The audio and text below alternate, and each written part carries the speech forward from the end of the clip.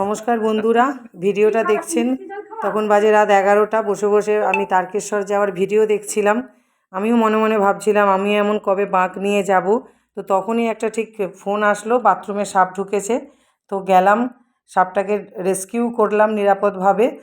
তো কাজ শেষে সেই বাড়ির একজন বয়স্ক মানুষের আন্তরিক আশীর্বাদ পেলাম। সত্যি মানুষের মুখের হাসি আর আশীর্বাদ আমার সবচেয়ে বড় প্রাপ্তি। যেহেতু আমার গাড়ি খারাপ ছিল, ওই বাড়ির দাদা আমাকে নিতে এসেছিলো এবং দিয়েও গেল। অনেক ধন্যবাদ দাদাকে। বর্ষাকালে যেহেতু চতুর্দিকে জল জমে যাচ্ছে, তাই সাপ কী করবে, মানুষের বাড়িতে ঢুকে পড়ছে।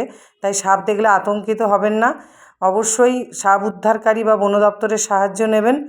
আর বাবা তারকনাথের আশীর্বাদে মানুষের সেবা করার সুযোগ যেন সবসময় পাই।